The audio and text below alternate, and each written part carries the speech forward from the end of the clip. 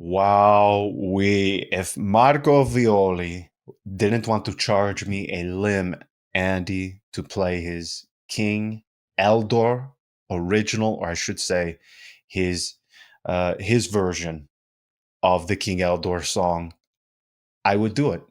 Marco, come down on your pricing, okay?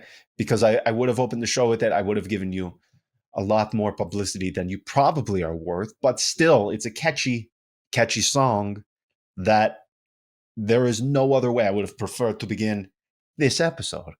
Before we get into King Eldor, thank you to our two newest patrons over at Patreon, Sean and Eric Jacobson. Thank you both for your support. If you would like to join and see what sort of chaos and see what it looks like when 332 other degenerates collect and share this illness that they have, otherwise known as IS Roma, together, patreon.com/RomaPress, at IS RomaPress on social media and YouTube. He does it again. Just the thought, Andy, Roma were, by the way, ready to just I will say in fairness, Gisolfi was the one pushing for it. It wasn't necessarily Shomurodov himself. It was himself and his agent, who I don't want to speak too ill of, because I I know he is a football agent, but he is this Russian. He looks like a Russian oligarch, and the way he speaks, it's right out of like a film. So, in the interest of my body not being found and my corpse floating face down somewhere in a bog, I am. I'm just going to say it was his agent who was trying to find solutions. Um, but Ranieri is the one who insisted on his stay, and it has paid dividends. Again, our data and stats, our group, they're out for the remainder of the night, so they're not here to give me exactly what the end of match consistency and success rate of Shomurodov is. But Andy, it has to be up there because once again, this guy delivers. He hands Roma a 2-1 victory against Athletic Bilbao in the first leg. Everything to play for, obviously, in the return leg. Um, we can go with King Eldor in a bit, but with this one, man, I mean, if you want to talk about a team fully buying in, a team who does not give up, who fights, who understands the assignment up until the very end, no matter how many mistakes they've made in the first half, second half, they keep fighting. And that's exactly what they did. Andy, their XG prior to the 80th minute was 0.58. Roma ended the match with an XG of 1.19. So they more or less doubled their expected goal rate in those final 15 minutes, including extra time. That's where I come out on this. Now, you and I both said they needed to win by at least a 2-goal margin. But given they started the second half off losing 1-0 just a few minutes into it, I'm not going to complain too much. Where do you come out on this? Yeah, I mean, nobody can ever complain on nights like this one, because we all know how difficult these games are, whether you play at home or away. And we could see that, by by conceding that first goal, you were never going to be in a brilliant position. So all in all, Roma made the most of it.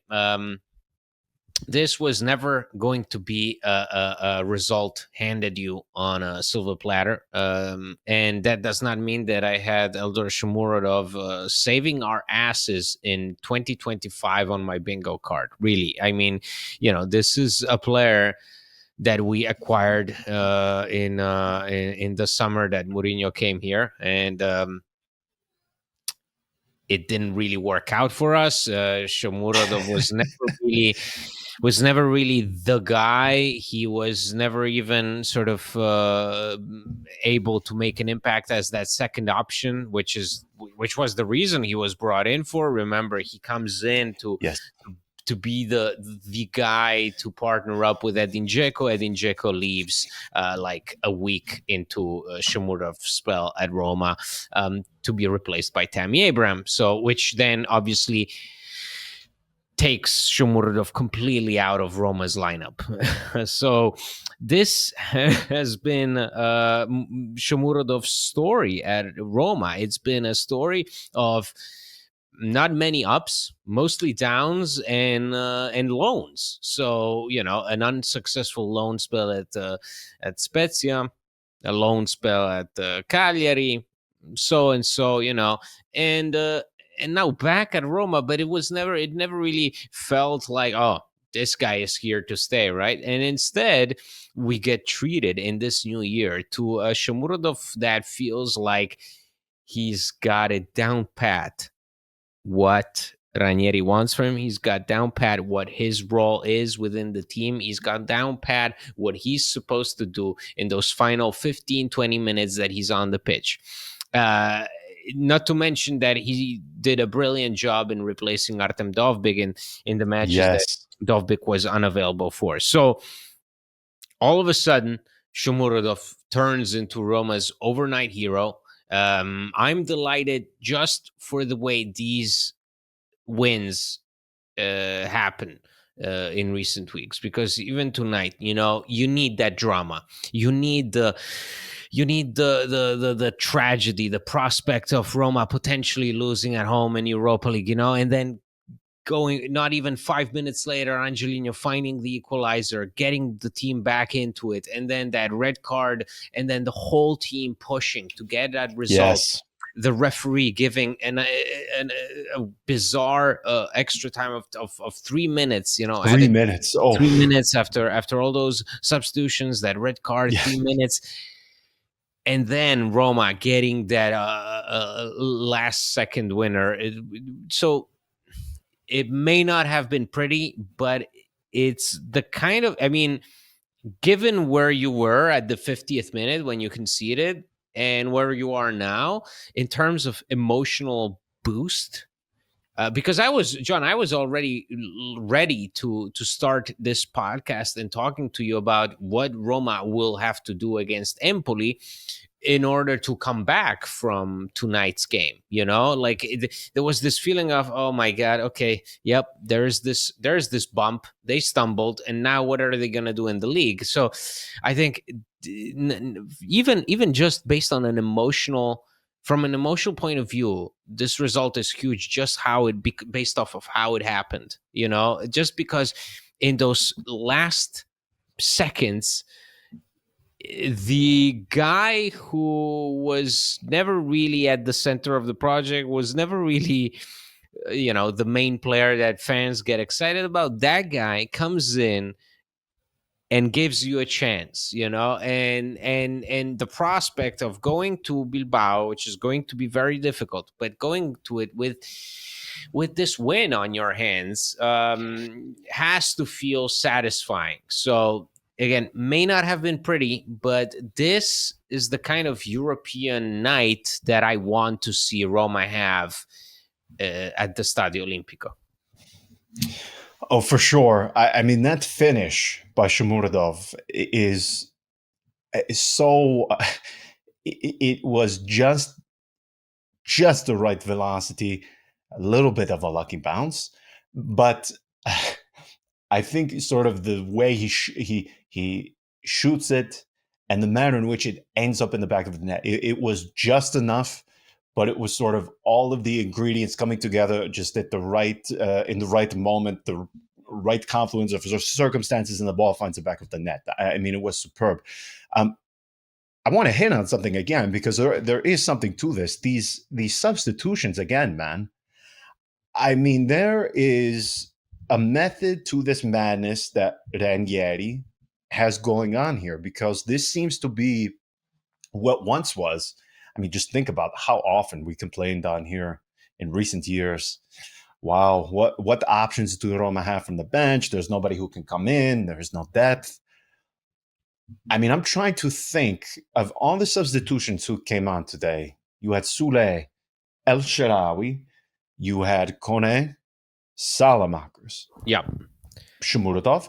And to All of start them the were match, good. you had the likes of Baldanzi and Pisili who were Yes, able to give a yes. breather to the guys you just mentioned.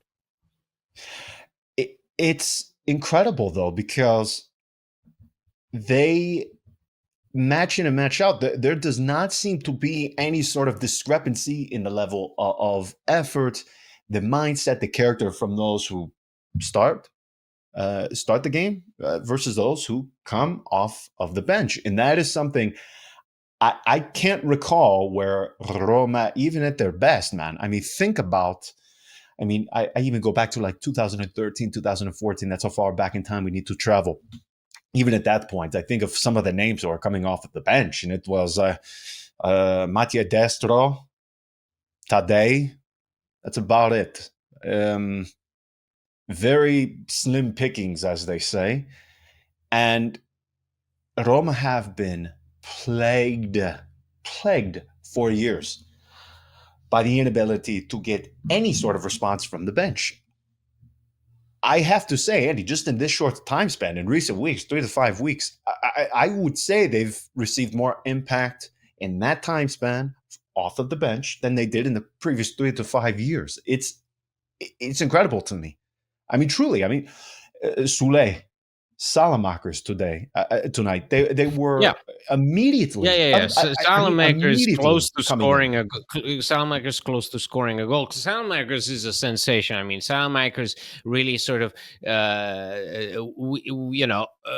how many times have we gotten the better end of the deal, given how Tammy Abraham has been doing at Milan, the fact that Roma managed to get Salmakers, and despite that he's missed 2 months. John Salmakers missed 2 months of Yes, injury, and he's come through in unbelievable fashion. I don't know when was the last time we got someone on loan like that. Maybe not. I think. I mean, he's doing better than Digne, right? In terms of a player who's on yes, loan, who's not going to be kept on a permanent deal.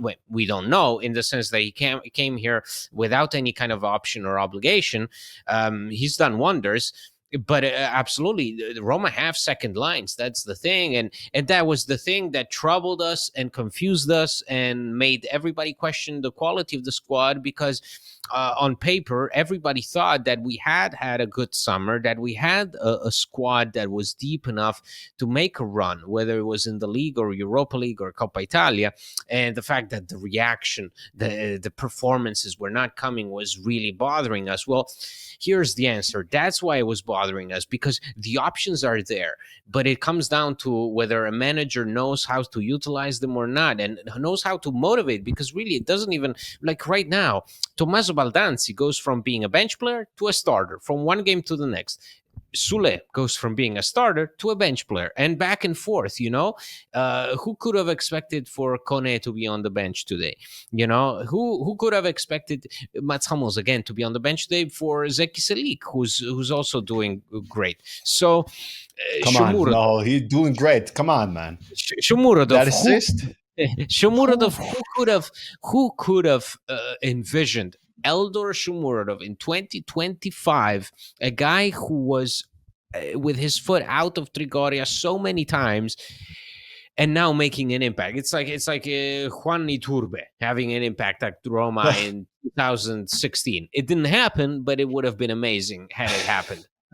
That's the case for Eldor Shomurodov. That's why it feels so good, because we are confronted with a team that not only believes in the result, but also has the men to do it. That's the thing. We have the men to do it. We have the word quality is being thrown around a lot. But in this case, I think quality refers to the fact that all these guys have something that they can contribute to the team. You don't have elements within the team that we don't really know much about, perhaps with the exception of Saud. And even Saud, in his small little time on the pitch for Roma, actually contributed, if we remember, early on in the Ranieri spell. So all in all, that has to be the running theme so far of this second half of the season since Ranieri's takeover. That quality, but quality in numbers, quality in meaningful numbers. That we have a lot of players on this roster, but they all bring something to the table. And notice how in recent weeks, Ranieri has been switching the lineup quite often in recent Yes. weeks. He's been changing small things, but still, I mean, tweaking the names on the starting 11 has never been something that Roma were good at. And this time around, it doesn't really bother us. We don't really. I think a few weeks ago, maybe you could see fans being more like, "Oh my God, what is he gonna do? What's he doing? What's he thinking?" But this time, I think people are slowly realizing that, hey, that old man may be onto something. Maybe we should start trusting these guys that we have on the bench. Well, yeah, and the other thing too is, particularly at the role of striker, there has never. I mean, again, going back all the way a decade ago when Edin Dzeko first comes to Roma, Andy, there was never any single name putting even an ounce of pressure on that guy from behind him. If he didn't perform, it was shrug your shoulders because you had no other option. Shomurodov is putting in fantastic displays consistently, and he is putting and piling on the pressure onto Dovbyk, which, when it comes to the high-profile signings of Roma, is hardly ever the case. Hardly ever the case. So to have a guy in Shomurodov who doesn't require much time to make an impact, you don't need to start him for him to make a contribution. I think that is one of the most underrated aspects of this guy. And as far as the team goes and the options to Ranieri, I think that is something that is so important because we've discussed it a number of times on here, but it's one of those aspects that you don't really tend to notice. It goes under discussed. But just think about it. If Edin Dzeko did not play, what? You had Majoral for one season, and even that seemed a bit. Yeah. Mayoral. I mean, Mayoral was doing wonders when Dzeko had a fit and didn't want to play because he was not on good terms with Paulo Fonseca. Let's remember, Mayoral came through. So yes, I think as it was Fonseca 9 goals. He was a top scorer at 9 goals, which says a lot. But this is one of those times where you have a guy. Mayoral had all in all 17 goals for Roma. Right. No. I understand that because he was able to crawl his way out of the hole from the Europa League madness. Yeah, exactly. Yeah. He was all over, and then Jose Mourinho came in and just completely shut him down. So let's remember that Borja Mayoral. Let's set the record straight. Borja Mayoral came through for Roma in his small capacity. Yes, he did. The thing with Shomurodov, though, is I think this is where the obvious difference comes. You don't need to start the guy. He does not need to be inserted into the starting 11 in order to make his impact felt. And I think that is one aspect of him that you can't put a price on. And by the way, that is also something that you can't really teach somebody. You just nobody just learns that. And I think that is something that is such an endearing quality because, listen, a lot of footballers is not going to surprise anybody. Coming off of the bench, it is a very difficult role to accept. With the egos they have, it can be a difficult spot from a mental point of view for them to not only accept, but to perform well in. And the fact this guy is able to do it, I think is sensational. And I want to reiterate, he was so close to being damned to the pits of hell, otherwise known as Venezia, playing under Eusebio Di Francesco. Just the turn of events. And the story arc of this guy over the Life gives previous you lemons sometimes. Yeah.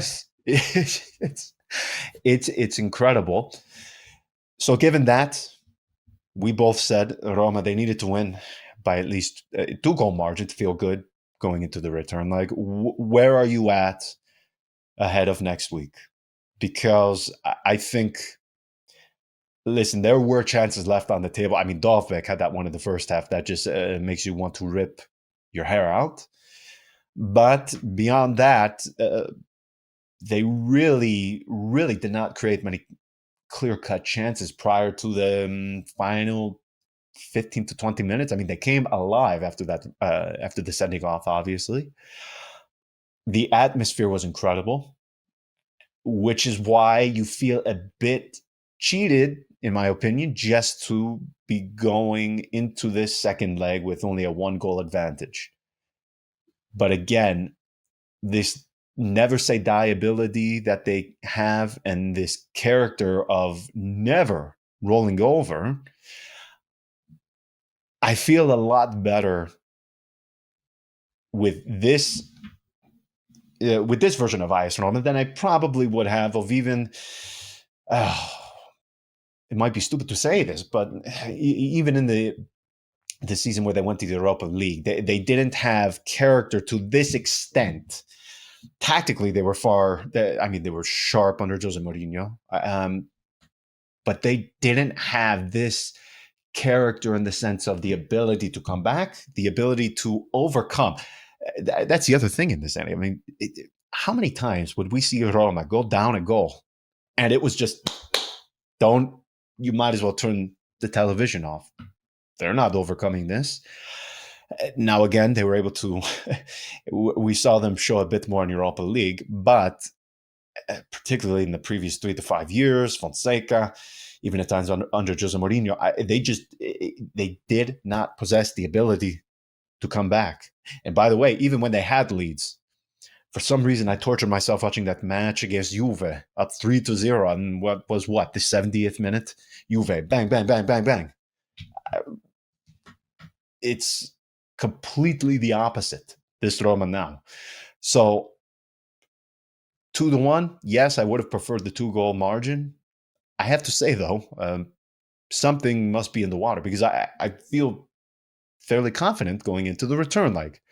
So even though we didn't get the victory by 2 goals, I assume you feel the same. Well, I mean, listen, John, we have to remember where this team comes from, what they've been through. I've honestly been impressed by the fact that after that terrible first half of the season, these guys stayed together. I've been impressed actually that we haven't gotten stories of teammates fighting with each other, of players being unhappy. We haven't gotten that, even though the team was doing really poorly, with the exception of, say, Brian, all those news about Brian Cristante, being unhappy about his playing time, whatever. We we didn't get really the feeling that there was tension in the locker room, that there was something that didn't work with the team. They stayed together through adversity, through incredible adversity, through arguably the worst period of this, I don't know, 3-year, 4-year spell, easily. They stayed together more so than in previous years, I would argue. In previous years, you would always get some kind of noise about, players arguing with each other, players being unhappy, players requesting a move, the whole thing between Mourinho and Karsdorp, that kind of stuff. It didn't look good. It didn't sound good. And for sure, the team also suffered because of it. I would say that this year, the team has impressed me the most because of that, because they had all the excuses in the world to just flat out give up, lay down, fight among themselves, and stop. Just give up. They did not do it. They actually put in the effort to work as a team to climb their way out of this hole. They're still not out of it, but tonight is further proof that there is when these guys go out and say in interviews to the cameras that, the family, this team spirit, it's true. Like, this year, I can feel it. This year, I buy it. This year, I believe what they're saying. This year, I do think that there is a real family unit within this team, because they should not be here. They should not be giving us these kinds of nights. After the kind of season that we were having early on, we were not expecting to be here tonight, say, and be celebrating a 2-1 win at the last second, thanks to Eldor Shomurodov. It just was not on anyone's bingo card. So that's the thing that makes me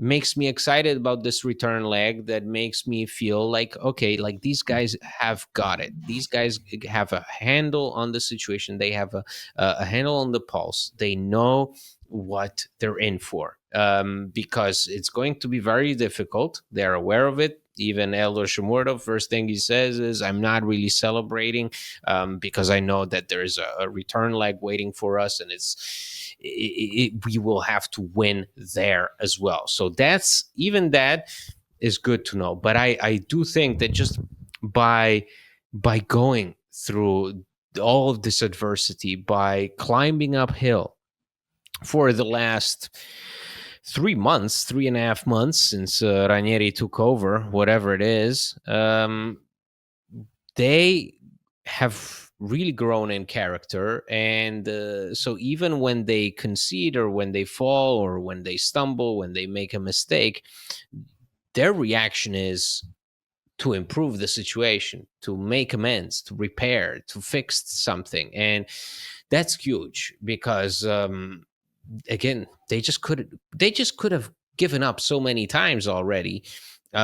That's huge credit goes to Ranieri, of course, because he managed to rally them around. But I think also huge credit goes to the players themselves, that did not use that terrible situation that we found ourselves in November as an excuse to just to just pretend like they don't have any responsibility, that they don't have really any sort of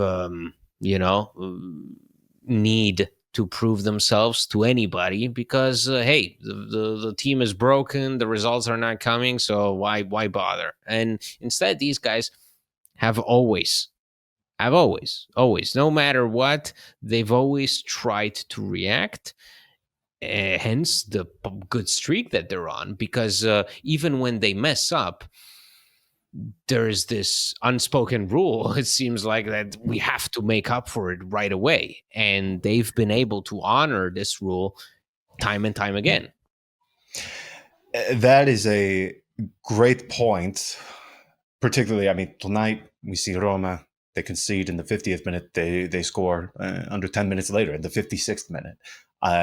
You can see them when they make a mistake, that they are aware, they are cognizant of that mistake, and they work immediately to rectify that. And I think that's a great point. Having said that, we went from no away victories, shifting to the our last segment here as we go into the weekend with this highly anticipated showdown against Empoli, a team struggling for relegation, a team that just, when you watch them, it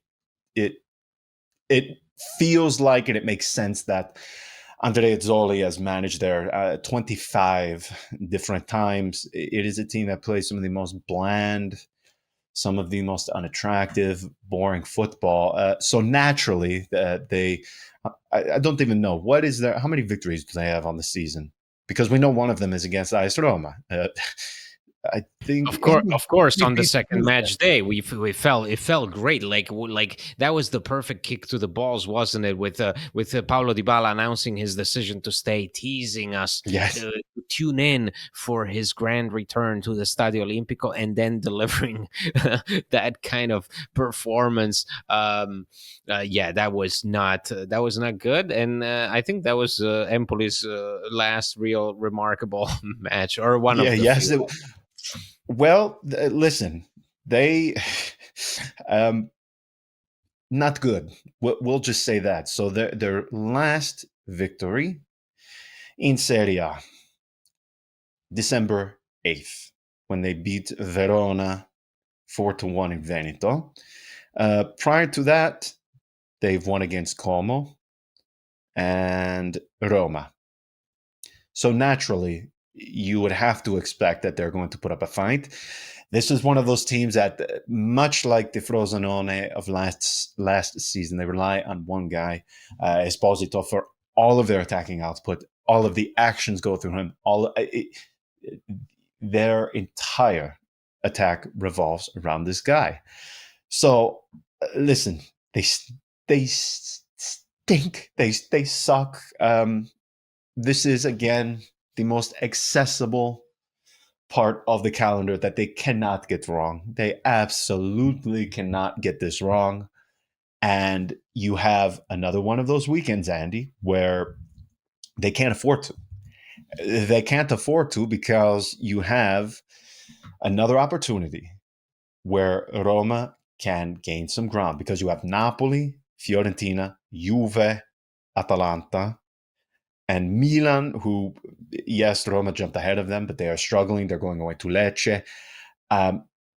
This is another one of those weekends where you can gain ground. There's only a handful of them every single season. It's only a handful where you're playing a shit team and you have a couple of good teams going against each other, where you know somebody is going to drop points, so you have to take advantage. They cannot afford to get this wrong. I would prefer they not keep us on the edge of our seats, where we see Sule having to score a free kick and that be the only goal of the game for Roma. I would prefer if they put this out of reach for Empoli early, because this is a side that does not. It's not going to happen that I easily. know, but you know what? Regardless We have spoken the some things into existence. So if I just say it, yeah, okay, right. maybe. But you remember what happened at the Yeah, Castellani last season, right? yeah, Last match day. That's the of last time course. we played at the Castellani. Did not feel good, right? Remember, No, we were supposed to yes, come through. We were supposed to rally around De Rossi, and then we laid one big fat egg.